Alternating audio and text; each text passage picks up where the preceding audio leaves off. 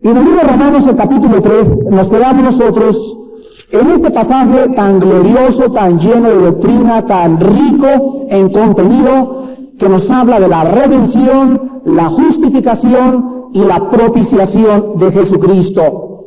Vemos pues que la Biblia nos enseña que Dios creó al hombre, y cuando Dios puso a Adán en el huerto del Edén, sopló dentro del Edén, y Dios en su infinita sabiduría le plació, de acuerdo a su conocimiento anticipado, que esta nueva criatura que él había criado, pudiera esta nueva criatura poder hacer decisiones morales. Quiero que escuchen lo que les voy a decir. La voluntad sin el libre albedrío no es voluntad. Si el ejercicio de la voluntad no involucra al libre albedrío, somos robots. Pero cuando Dios creó al ser humano, o sea, a nosotros, puso dentro de nuestros corazones, nos pudo haber dado cuerda y nos pudo haber dicho, ¿verdad? Le voy a dar cuerda para que me amen y caminen como robots y nunca pequen, nunca los cojan ustedes, siempre sean buenos, siempre sean santos, no haya pecado, no. Dios le plació en su sabiduría que esta raza que somos nosotros pudiéramos determinar, escoger, ejercitar nuestra voluntad y nuestro libre albedrío para decir sí o para decir no, para decir creo o para decir no creo, para decir quiero esto o para decir no quiero esto. Y esto es lo que Dios respeta en nosotros. Es la característica más grande del cristianismo, la libertad. Tú puedes hacer lo que quieras con tu vida, puedes vivir como tú quieras, puedes pensar lo que tú quieras, puedes determinar lo que tú quieras, puedes creer en Cristo, puedes ser un santo, quieres ser carnal, quieres ser mediocre, puedes hacer lo que tú quieras con tu vida. Y Dios te respeta porque Él no es un dictador, Él no puede obligar a nadie. Entonces nosotros ejercitamos libremente una voluntad que Dios ha puesto y Dios nos va a juzgar de acuerdo a las decisiones que nosotros hayamos tomado ejercitando esta voluntad que somos nosotros responsables delante de Él. Muy bien, dice la Biblia entonces que el hombre se separa, el hombre cae en pecado y durante los 6,000 años el hombre ha caído en el pecado y el hombre rompe la comunión con Dios cuando se cae muerto en pecado. Quiero hacerles una pregunta, ¿los incrédulos tienen espíritu? Levanta la mano, ¿quién dijo no? No le saquen. Los incrédulos sí tienen espíritu. Cuando la Biblia dice que estamos muertos espiritualmente antes de Cristo, se refiere a que el espíritu de los incrédulos no puede tener comunicación, ni comunión, ni conocimiento de Dios, pero los incrédulos sí tienen espíritu. Entonces el espíritu del hombre muere. Quiere decir que se separa. Se pierde el contacto con Dios y el hombre es gobernado por sus sentimientos, por sus emociones, por sus sentidos y no por el espíritu. Entonces el hombre comienza a caminar en la tierra y comienza a ver y a creer. Lo que ve, cree. Lo que percibe por sus sentidos, siente. Y las emociones son afectadas por todo lo que le rodea. Entonces, como el hombre se separa de Dios, el hombre no podía regresar a Dios por las buenas obras. Ni tampoco por méritos, porque ¿cómo puede una raza caída hacer buenas obras si todo lo que hace es el resultado de su egoísmo, de su voluntad totalmente pervertida? El bien que quieres no puedes hacer, la voluntad se degenera, el entendimiento se oscurece y el hombre queda preso de sus pasiones. Yo les decía antier en una junta que teníamos con unos hermanos que la historia nos está mostrando ahorita lo irracional que somos los seres humanos. Es increíble, por ejemplo, que el mundo esté a borde de una tercera guerra mundial. Esto es absolutamente increíble. Que seres inteligentes no hayan podido solucionar en la mesa de las Naciones Unidas la solución para no haber guerras, para desarmar a las naciones, etcétera, etcétera.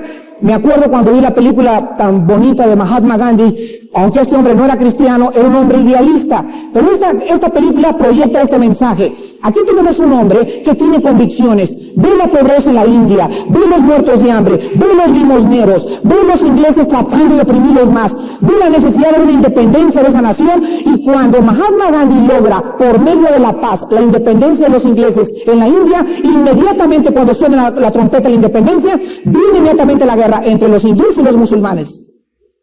Acaba la independencia y sigue otra revolución. Y acaba esa revolución y estamos en el siglo 85, en el siglo XX, perdón. Si Mahatma Gandhi resucitara y viera la India, hubiera dicho, todo lo que hice fue en vano, porque no ha habido libertad, sigue la misma pobreza y somos libres de los ingleses, pero seguimos siendo esclavos de nosotros mismos. Y así es la historia, hermanos.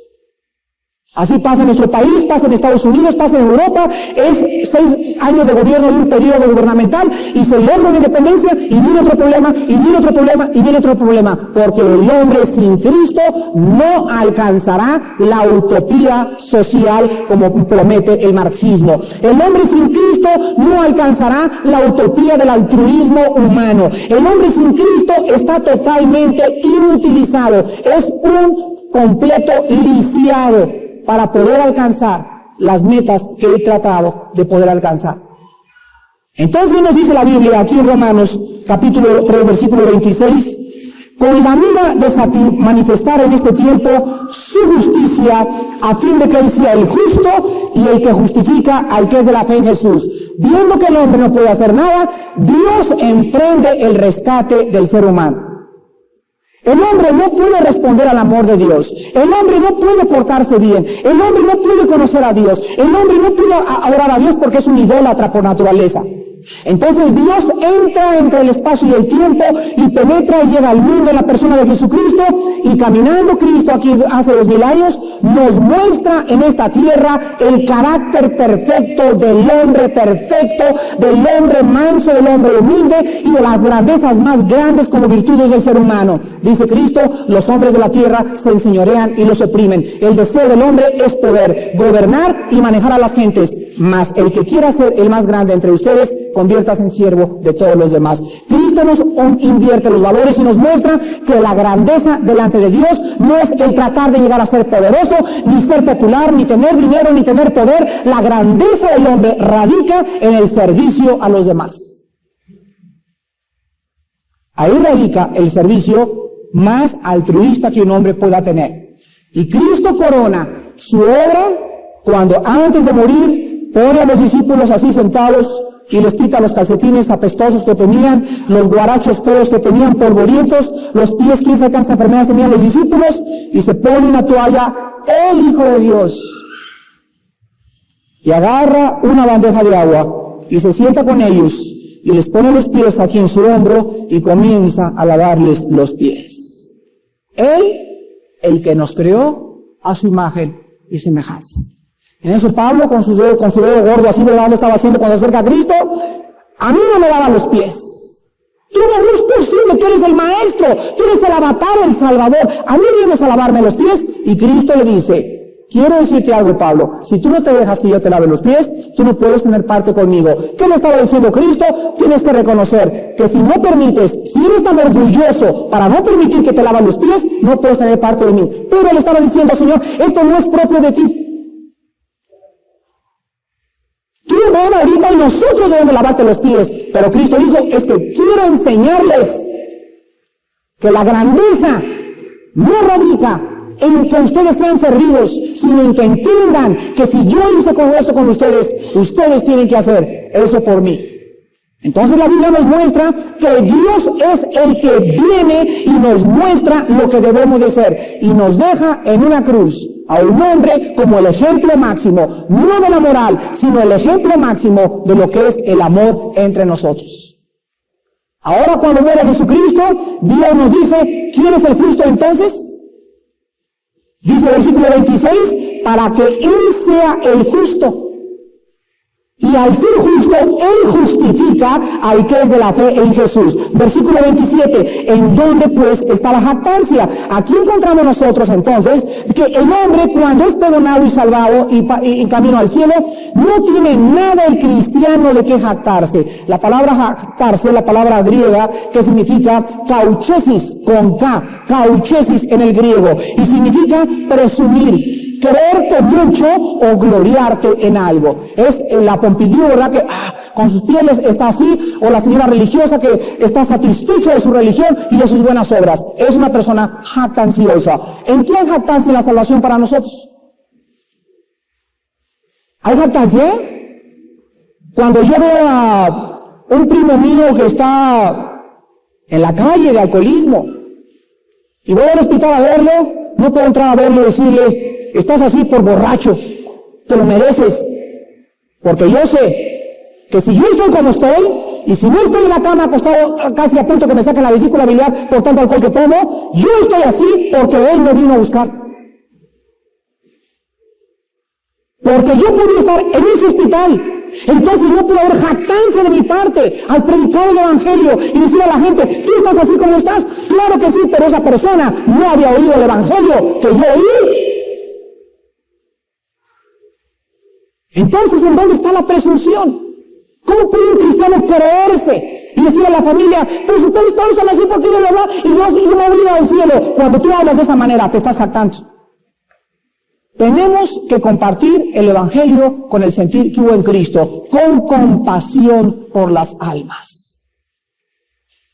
Ten compasión de ese primo que está en el hospital, porque a lo mejor si ha oído el Evangelio y si ha rechazado a Cristo, sí le puedes dar una regañadita. Pero si una persona tú la encuentras prostituta, borracha, parrandera, jugadora, o lo peor, o a lo mejor no ha hecho nada malo, pero es una persona orgullosa, si no oye el Evangelio, ten compasión de ella.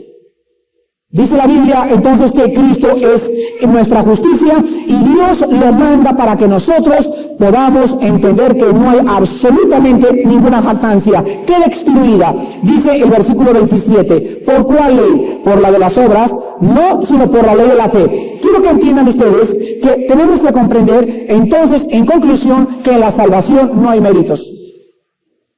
No hay ninguna obra en lo absoluto que podamos atribuyarnos para jactarnos o presumir a la familia o a mi mamá o a mi papá: soy cristiano. Gracias a Dios por su gracia, porque si no ha sido por Él, yo no hubiera podido entrar al cielo. Entonces el cristiano tiene que ser la persona más humilde que pueda haber para poder compartir la palabra de Dios.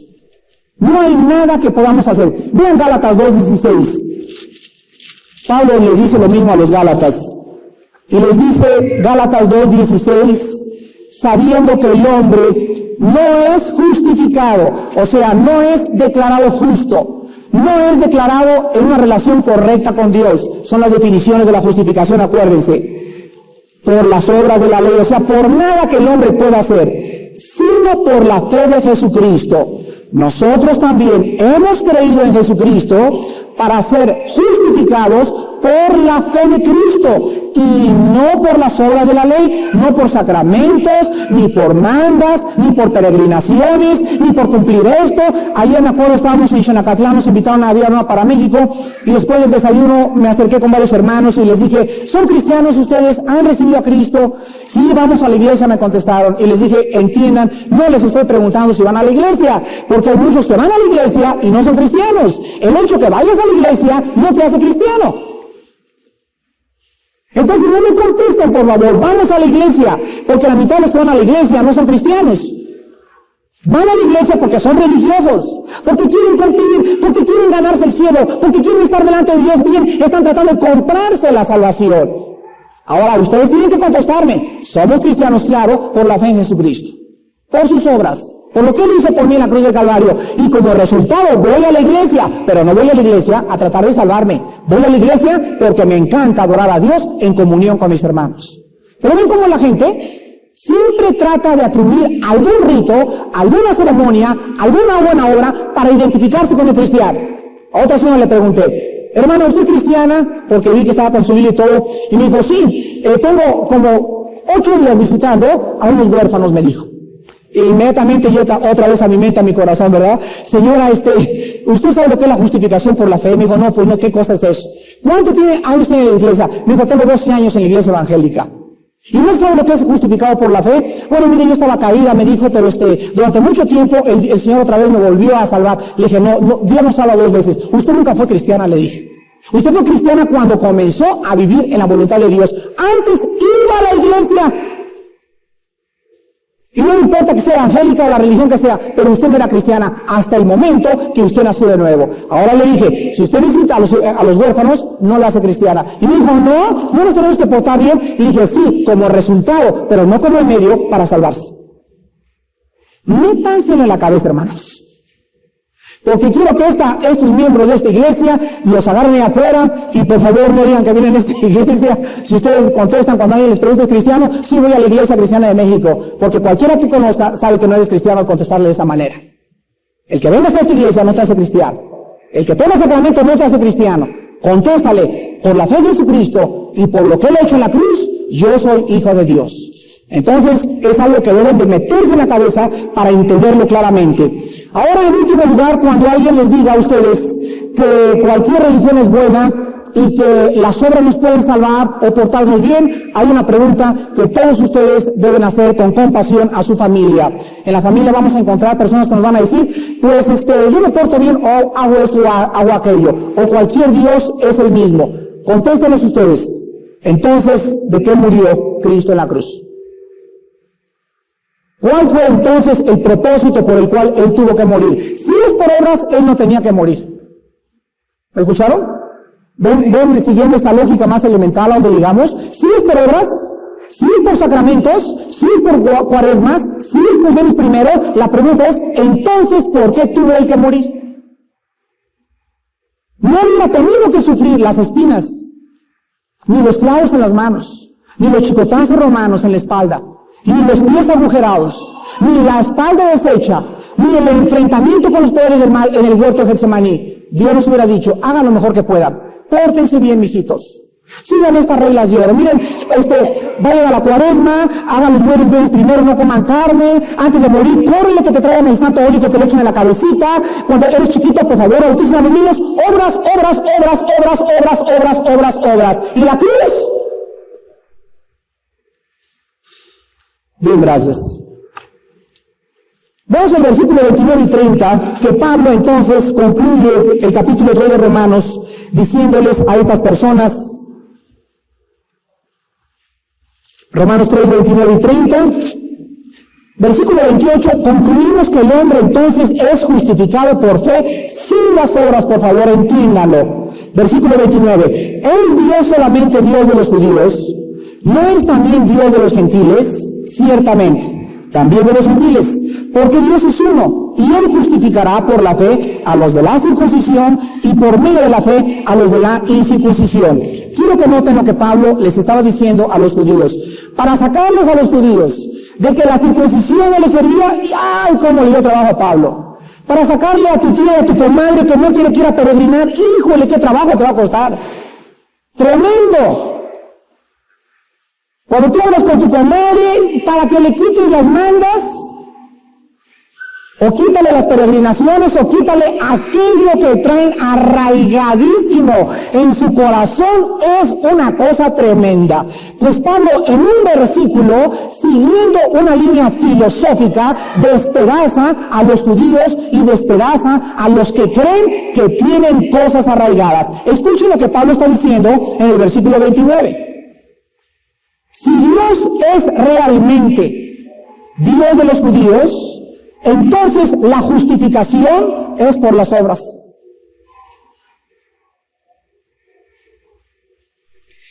Si la justificación es por las obras, entonces Dios es solamente el Dios de ustedes y no es el Dios de nosotros, porque nosotros tenemos otro Dios que nos dice que es por la fe y ustedes tienen un Dios que dice que es por las obras. Entonces hay dos dioses. Y decirle a los judíos que había dos dioses era la peor de las abominaciones, porque ellos eran monoteístas. Pues cuando tú platiques con tu amiga o con tu comadre y ella te insista en las peregrinaciones y te insista en esto y te insista en aquello, sigue la misma lógica. Vean qué cosa más preciosa en apologética. Abuelita, tú dices que Santa Catalina te va a servir, entonces hay 2 dioses. Y ella me contesta, ¿cómo que 2 dioses, nietecito mío? ¿Cómo que 2 dioses? Sí, porque el Dios de la Biblia nos dice que las peregrinaciones no sirven. Y tu Dios te dice que sí. Ahora, ¿en dónde dice tu Dios que sí? Y se va a quedar pues eso me dijeron. ¿Quién te lo dijo, abuelita? No me dijeron. A ver, vamos con la persona que te lo dijo. Porque tenemos que concluir que los dioses, porque el Dios de ustedes les ha dado órdenes, y nuestro Dios nos ha dado órdenes a nosotros también. La pregunta es, ¿cuál es el verdadero? Ahí está. Entonces, ¿a cuál Dios le vamos a hacer caso?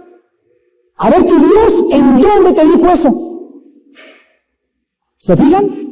Y Pablo los decís. Porque si los judíos le contestaban en el Antiguo Testamento ya hablaba, lo vamos a ver en el capítulo 4, que la fe, la salvación siempre ha sido por la fe. Siempre por la fe, desde que cayó Adán en el huerto del Edén.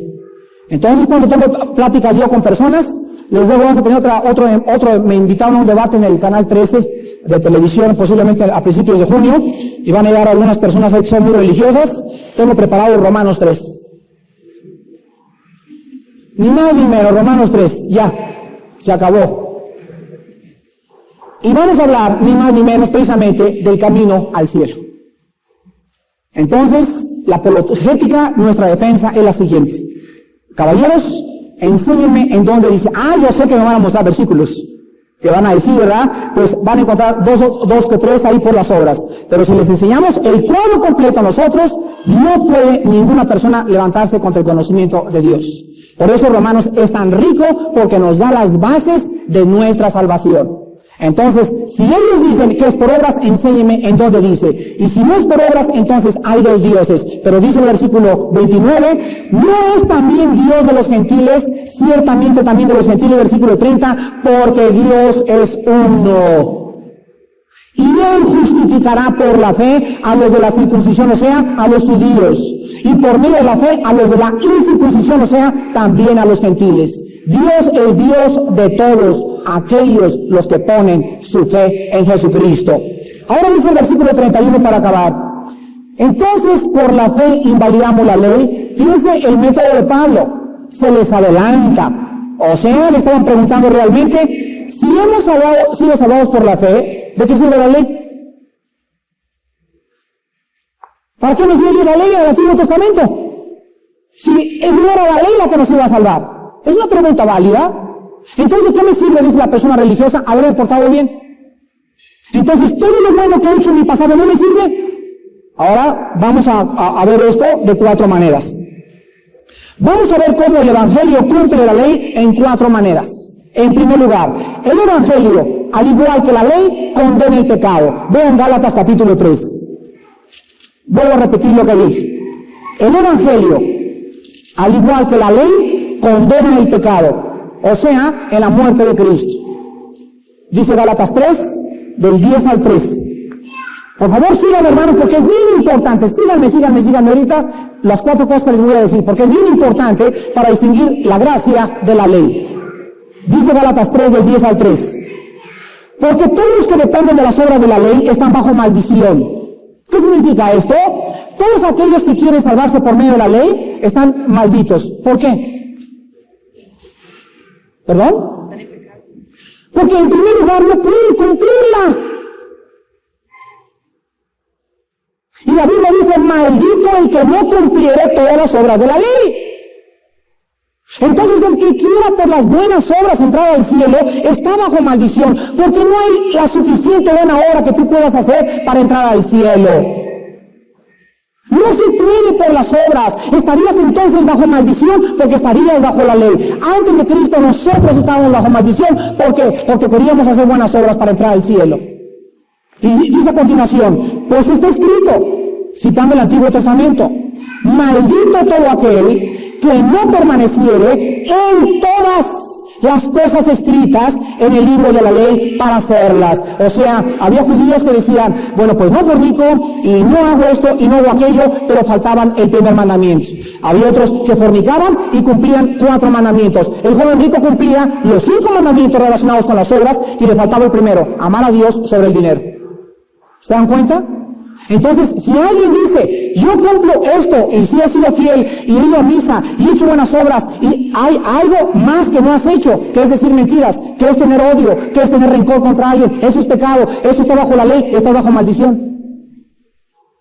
Entonces no hay nada que podamos hacer para que seamos aceptos delante de Dios. Versículo 11, y que por la ley ninguno se justifica. Para con Dios es evidente, porque el justo por la fe vivirá. Y la ley no es de fe, sino que se dice, el que hiciere estas cosas vivirá por ellas. Escuchen el 13. Cristo nos rescató, acuérdense que la palabra redimir o redención es rescate. Nos rescató ¿de qué? Estábamos aquí en un mercado de esclavos y Cristo nos dice, vengo por ustedes y me los llevo a la cruz conmigo. Y yo por ustedes voy a cumplir la ley. Perfectamente del pie a la Z, de la A a la Z, desde el principio hasta el fin. Y aquí conmigo todos ustedes, vénganse conmigo. Y yo muero por ustedes, ustedes abrácenme fuerte, fuerte, fuerte. Vamos a hacer un viaje y vamos a regresar con personas nuevas. Agárrense de mí, yo cumplo por ustedes, pero nos saca de aquel lugar donde estábamos malditos. Ahí en el lugar donde estábamos, sin Él no podíamos por el pecado cumplir la ley. Cristo nos agarra y nos abraza y nos dice, juntamente conmigo mueren, cuando yo me entierro, se entierran conmigo, y cuando yo necesito, me los traigo conmigo, y ahora le presento a mi Padre a un nuevo Armando, y Armando no ha cumplido la ley, pero como yo lo cumplí por él, ahora él es aceptado por mi Padre, en base a que él me ha aceptado, y yo soy su justicia, su propiciación, su redención, su sabiduría, su poder. Y somos aceptos en él, por todo lo que él hizo por nosotros. Pero por nosotros mismos, sin Cristo, no hubiéramos podido jamás, portándonos bien, entrar al reino de Dios. Versículo 13. Entonces Cristo nos rescata de esa maldición de estar tratando de entrar al cielo por las obras. Y dice la Biblia, hecho por nosotros maldición. ¿Cuándo se hizo Cristo maldición? La palabra maldición, le recuerdo, significa destinado a la destrucción. Repito, la palabra anatema o maldito en la Biblia significa destinado a la destrucción. ¿Cuándo Cristo se hizo maldición por nosotros? ¿Cuándo? Cuando en la cruz moría, en ese momento Jesucristo era hecho maldición en el sentido de que el Padre le abandona. Y de repente Cristo está sin el Espíritu Santo, sin el Padre, sin los ángeles, con los demonios como avispas alrededor de la cruz, sin su familia, sin sus discípulos, sin su cuñado, sin sus nadie, y queda solito en esa cruz el Creador del universo, muriendo en la soledad más profunda, y en ese momento su alma grita y expresa en todo el universo: Padre, Padre, ¿por qué me has desamparado? Y la pregunta es la misma: por causa del pecado. Por causa del pecado. Yo les decía que el otro día iba en un avión y traía mi Biblia, y como que de repente estaba una pareja enfrente de mí platicando, y levantó la señora un martini. Y durante 20 minutos le comenzó a decir al señor que estaba junto a él: ¿ves las burbujas del martini? Y el limoncito. Cada vez que le llevo esta copa a mi paladar, siento algo sumamente agradable. Y durante 20 minutos, esta era su conversación filosófica.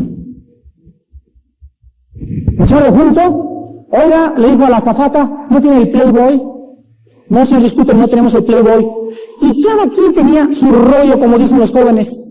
Y en ese momento yo dije: creo que la única persona coherente en este avión soy yo. Y saqué mi Biblia. Y en ese momento me di cuenta que si había alguien realmente en ese momento y estábamos a 15 o 4 miles de pies de altura, en sus 5 sentidos, era aquel que era hijo de Dios.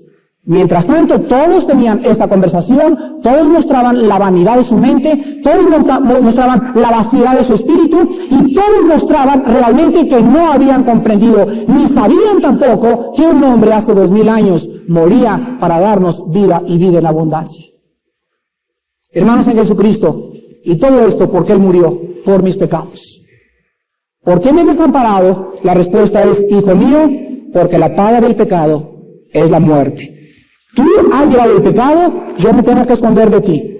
El pecado ahorita en tu cuerpo me divide de mí. Yo soy un Dios santo, tú tienes que morir solito. En ese momento me escondo y te dejo que tú sufras el infierno y el juicio. Que yo iba a poner en las personas que te aceptaron es lo que ellos merecían. Y tú lo llevas para mostrarles que sin derramamiento de sangre y sin la muerte de Cristo no hubiéramos podido seguir viviendo en esta vida. Por eso cuando tomamos la cena del Señor, inclina tu cabeza y dice el memorial, despreciado y desechado entre los hombres, comienza a pegar esas palabras y decirle cuando toma la cena del Señor, Padre Santo, recuerdo, aunque ya lo sé, que este domingo tengo propósito, tengo paz, tengo esperanza y todo porque tú fuiste machacado por mis pecados en esa cruz. Recuerdas el precio de nuestra salvación. En segundo lugar, no solamente el Evangelio condena el pecado y lo condenó en la cruz del Calvario, igual que la ley, sino que en segundo lugar el Evangelio recompensa también las buenas obras que hayamos hecho. Dice en 2 Corintios 5:10, porque todos nosotros compareceremos ante el tribunal de Cristo. Esto significa que un vaso de agua que hayamos dado a un hermano en Cristo, principalmente en el reino de Dios, nos será recompensado. Una de las cosas que más satisfacción han traído a mi vida fue este viernes, hace 2 días. Quiero decírselos con todo mi corazón, y a todas las hermanas que estaban en esta reunión les quiero dar mi gratitud con todas las fuerzas de mi vida, porque el viernes me festejaban el Día del Maestro algunas alumnas mías, y cada una comenzó a pasar a decirme un versículo, y mientras leían un versículo, cada versículo que me dijeron era un versículo que Dios había puesto en su corazón que yo necesitaba en ese momento. Fue algo milagroso, algo. Ellas ni siquiera se dan cuenta, muchas veces leemos la palabra de Dios y decimos, a lo mejor no le gustó al hermano. Quiero decirles que cada versículo lo tengo apuntado, me lo he memorizado y fue lo que necesitaba en ese momento. Y si yo necesitaba algo en ese momento, era un poco de ánimo en mi vida. Y ustedes me han animado grandemente al darme esa muestra de su afecto y de demostrarme que realmente todos los estudios que les he dado no han sido en balde. Dios me volvió a recordar, Armando, vuelve a tener fuerzas como las águilas. Yo estaba deprimido ese día, estaba cansado emocionalmente, estaba triste, había mucha soledad en mi corazón, y viene Dios y me da unas vitaminas tremendas, y salí de ahí como gallito giro de Guadalajara. Y me acuerdo que iba a la carretera por Cuernavaca, solamente gracias Señor, gracias Señor, gracias Señor, gracias Señor, porque tu palabra no es en vano. Gracias porque ya lo sé, pero me lo recordaste. Me lo recordó. Que no es en vano. Y ves el fruto, y veo las semillitas crecer, las mazorcas, y veo una es árbol de manzana, la otra se convirtió en un ciruelo, la otra es un durazno, y veo que está dando fruto. Y eso, hermanos, me anima para poder seguir predicando este santo mensaje. Gracias a Dios por estas cosas que Dios nos da, gracias a Dios por estas hermanas en su corazón y su agradecimiento por la palabra de Dios. Y me acuerdo que les dije a un grupo que se acercaron después, solamente quiero decirles que lo mismo que han hecho conmigo y el agradecimiento que tienen conmigo es lo que Dios quiere hacer con ustedes, que se conviertan ustedes en maestras de la Biblia, en discipuladoras, y que siempre recuerden que Dios nos va a recompensar. Y si no lo recompensa en esta vida, no se imaginan las glorias del reino que se han de manifestar en nuestras vidas. Entonces no os canséis pues de hacer el bien, porque a su tiempo segaremos si persistimos en ello. En tercer lugar, la Biblia nos muestra que el Evangelio capacita a la gente para hacer buenas obras. Aquí, cuando yo no tenía a Cristo, el bien que quería no lo podía hacer. No podía dejar de tomar, no podía dejar de fumar, me gustaban las fiestas, me gustaba el pecado, me gustaba la discoteca, me gustaban los novios incrédulos, me gustaban las mujeres incrédulas. Entonces Dios me transporta y me pone en otro reino. Y aquí en este reino me da su espíritu. Y ahora me dice, Armando, vuélvete al mundo otra vez. Y comenzamos cuando somos cristianos, de veras, Señor, pero entren al mundo, porque no te da espíritu de cobardía, sino poder, y ahora comienza, y llegan a las fiestas, y mándalos a todos al infierno. Ve a cualquier lado y plántate con todo el espíritu que te ha dado el poder, y diles que yo vivo, porque no nos ha dado espíritu de cobardía. Ahora Dios nos capacita para vivir una vida que sin Él no pudiéramos vivir. La ley no podía hacer esto. La ley solamente le decía al hombre, no hagas esto, no vayas acá, no vayas a la fiesta, tú eres un joven, no vas a la discoteca. El joven te dice, pero ¿por qué si me gusta? Usted no va. Si le dices así, se va a rebelar y va a ir. Le tienes que explicar por qué no tiene que ir a ese lugar. Y le tienes que mostrar que si él siente ganas de ir a ese lugar, ¿cuál es el problema? El problema es espiritual. Él siente deseos de hacer cosas que un cristiano lleno del Espíritu Santo no haría. Su problema es espiritual. Entonces ora por él. Esto es lo que tienes que hacer. Pero no podemos usar la fuerza con los jóvenes. Me imagino el día que venga mi hijo y diga, pues quiero ir. ¿Qué le digo? Pues no vas. Le pongo un tío bofetón, le tumbo 3 dientes, se brinca por la ventana de su cuarto y se escapa y se va. La fuerza ya no puede usarse cuando son adolescentes. Solamente nuestras oraciones. Y el Espíritu Santo los va a cambiar. Entonces, Dios nos capacita. Y en cuarto lugar, el Evangelio cumple las Escrituras, como lo vamos a ver en el capítulo 4 de Abraham. Hermanos en Jesús, vamos a acabar el capítulo 3 de Romanos recordando lo que ya vimos desde el principio. La condición del hombre es patética, enferma, sin esperanza, sin absolutamente ninguna medicina que haya. No lo puede curar Alcohólicos Anónimos, ni Neuróticos Anónimos, ni los psicólogos, ni los psiquiatras, ni la filosofía, ni la genética, ni nadie. El hombre sin Cristo no tiene absolutamente ninguna esperanza. Ahora, si no hay esperanza, y si la ley no fue dada para nosotros, sino para los transgresores, ¿cómo podría ser justo en esta mañana?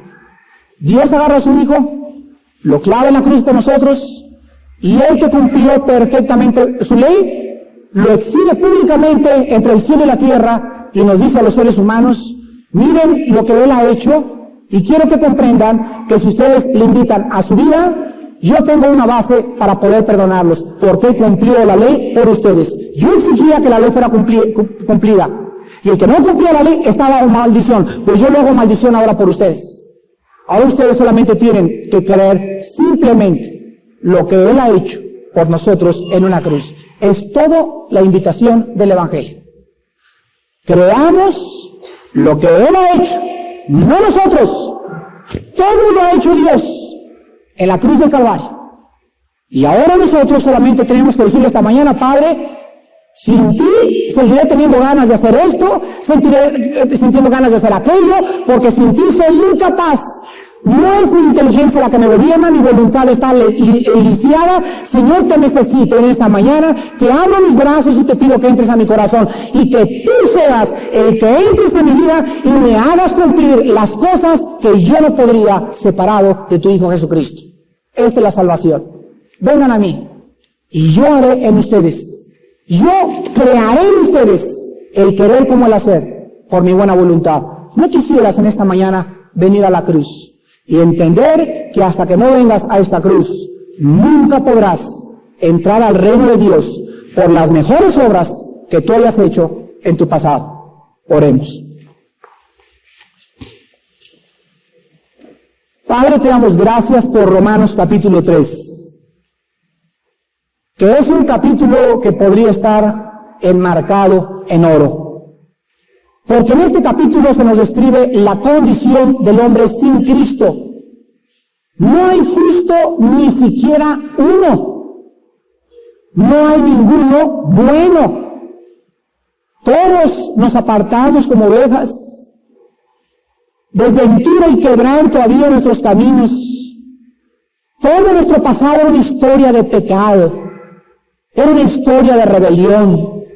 Era una historia marcada con el egoísmo.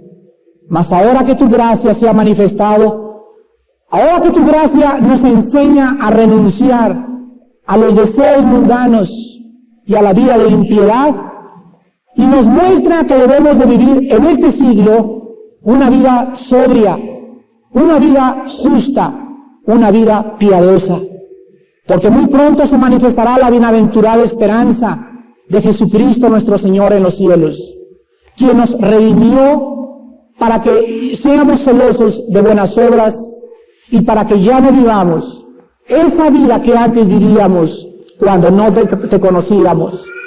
Gracias, Padre, por quitarnos cualquier jactancia, cualquier mérito propio, cualquier cosa que nos hiciera presumir de que nosotros hemos hecho algo para entrar al cielo. Gracias, Padre, porque tú lo hiciste T-O-D-O. Todo lo hizo Jesús en la cruz. Todo lo completó Cristo en la cruz. Ya no hay nada que agregarle, ya no hay nada que quitarle. Estamos completos en Él. Estamos rodeados de tus ángeles. Estamos llenos de tu Espíritu Santo. Necesitamos solamente crecer. Echarle agua a la plantita y conocerte más y más para entender el poder de tu resurrección. Y ya no vivir esa vida conforme a los deseos engañosos que vivíamos antes de conocerte. Oh Padre, esta mañana hay tantas personas que creen que su religión las puede guiar a Dios, que creen que el hecho de pertenecer a una religión los va a llevar a Dios, que creen que sus buenas vidas los ha capacitado para entrar al reino de Dios. Gracias porque en esta mañana tú les has mostrado que no hay jactancia ni méritos, porque la justificación es por la fe, gratuitamente, sin hacer nada más que creer simplemente. A estas personas, en esta mañana, que confían en sus religiones y en sus buenas obras, les invito a que vengan, vacíos de buenas obras, a la cruz del Calvario. Híncate en esta mañana y dile: Señor Jesús, gracias porque aun cuando soy una buena persona, no te tengo verdaderamente a ti. Mi vida no ha cambiado, todavía hay odio, hay rencor, todavía no hay paz y mi religión no me ha podido ayudar. En esta mañana vengo a la cruz y te pido que me laves con tu sangre, me perdones y tú me capacites para vivir esa vida que nunca he podido vivir. Las personas que estén listas por el Espíritu Santo esta mañana, les pido que vengan a la cruz haciendo 3 cosas. Número 1, arrepiéntanse. Arrepiéntanse de sus pecados. Tus pecados han sido contra Dios y si tú mueres, la paga del pecado es la muerte. En segundo lugar, crean que lo que Cristo hizo ha sido perfecto, ha sido completo, ha sido consumado. Ya no hay nada que hacer, ya hemos sido salvados en base a esa muerte santa de ese hombre santo. En tercer lugar, ábrele tu corazón. Invítale a tu vida y recíbele tal como eres, de pecador y de pecadora.